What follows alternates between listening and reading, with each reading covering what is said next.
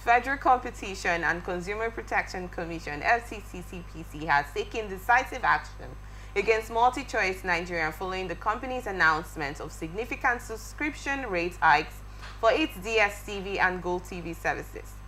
In a statement released on Tuesday, Ondaje Ijago, FCCPC's Director of Corporate Affairs, revealed that MultiChoice has been summoned to provide clarity on the impending price adjustments. Effective from March 1, 2025, DStv Premium subscribers will face an increase from 37,000 to 44,500,000 naira, while Compact Plus subscribers will see rates rise from 25,000 to 30,000 naira, according to an email communication reviewed by the cable on Monday. The FCCPC invoked its authority under Section 32 and 33 of the Federal Competition and Consumer Protection Act, citing concerns over unilateral price hikes, potential market dominance abuses, and perceived anti-competitive practices within the pay TV industry.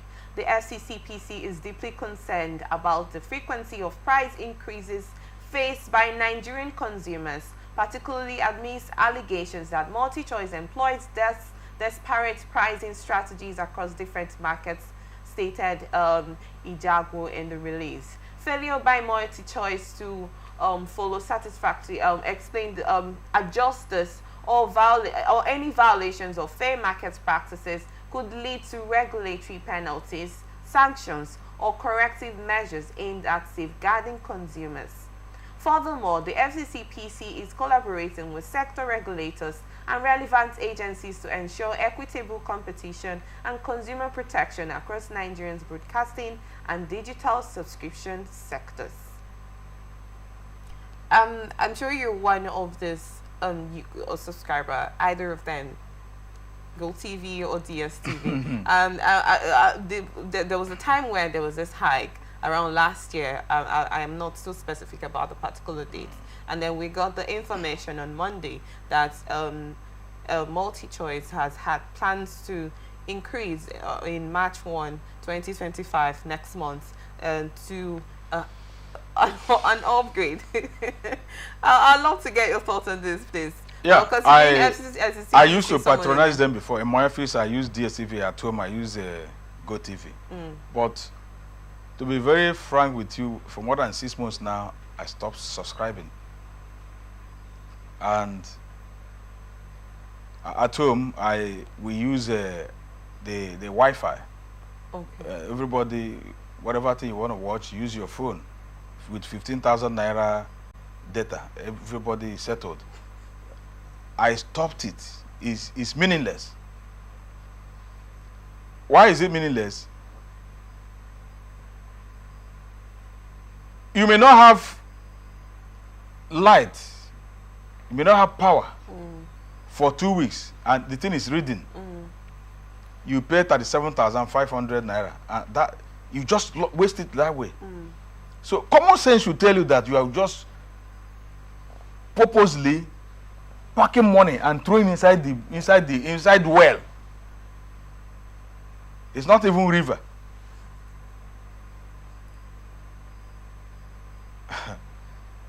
Unfortunately, this is even the first time I'm hearing this FCC. What do you call it? FCCP, whatever.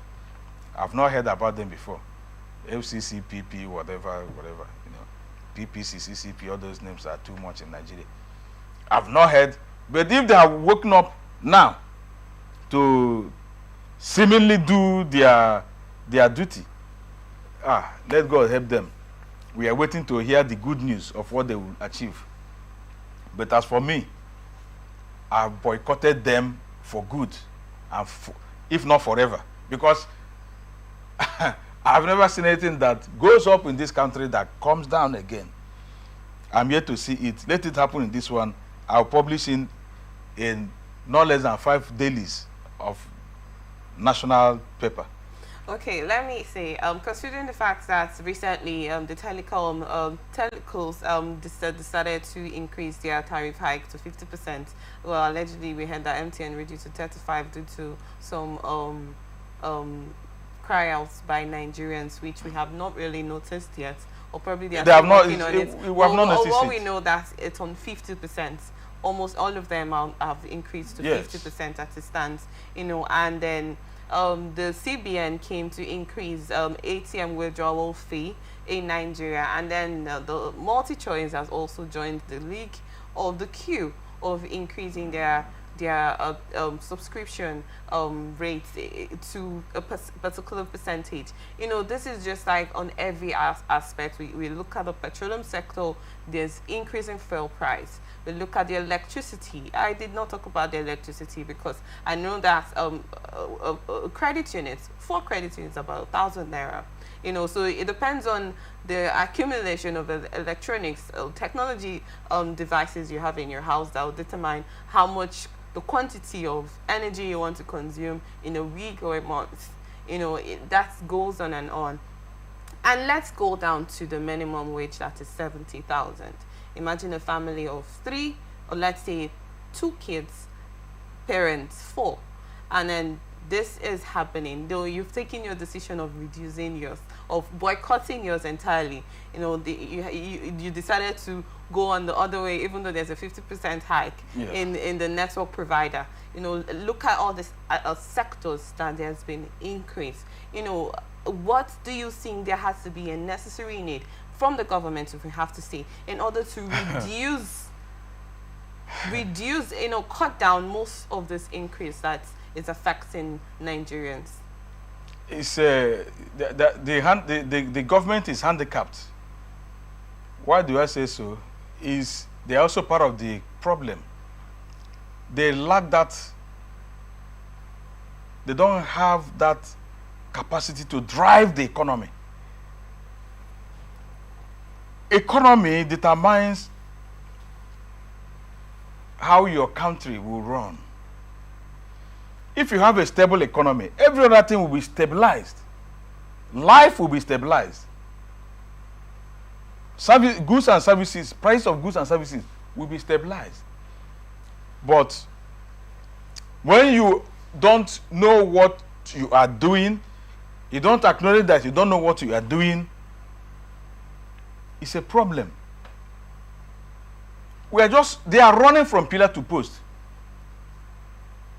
All they know is how to borrow, and put it on top of our... But as Nigerians used to say, one day na one day,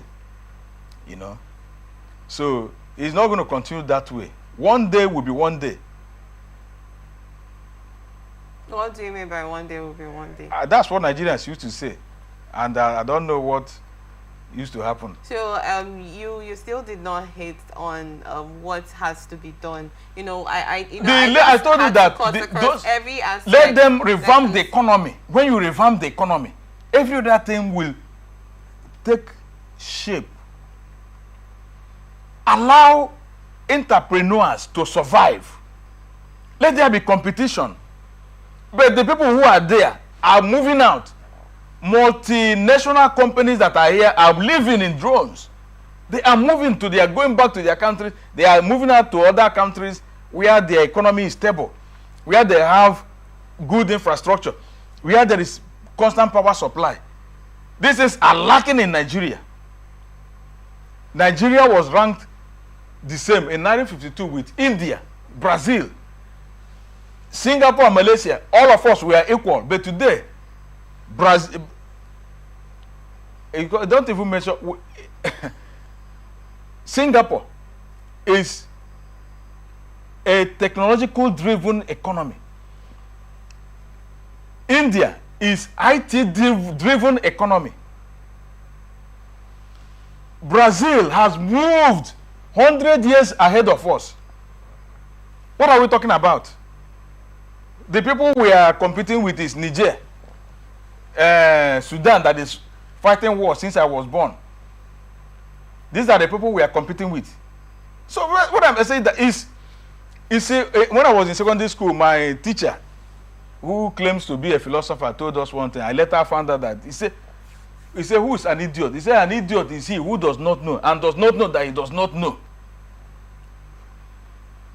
Our leaders don't know. And they don't know that they don't know. And they don't want to be told what they don't know.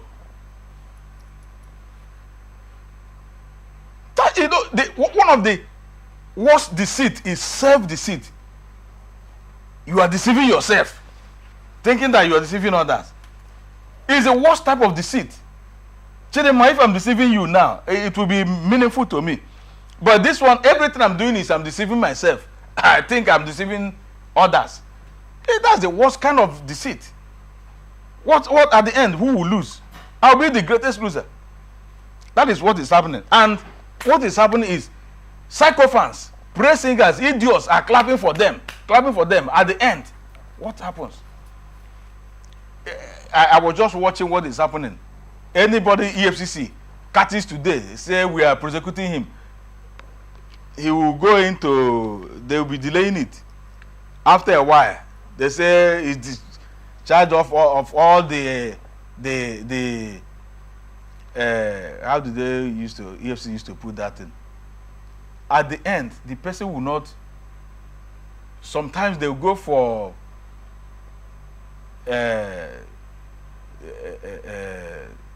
they will just out of court settlement, and that ends it.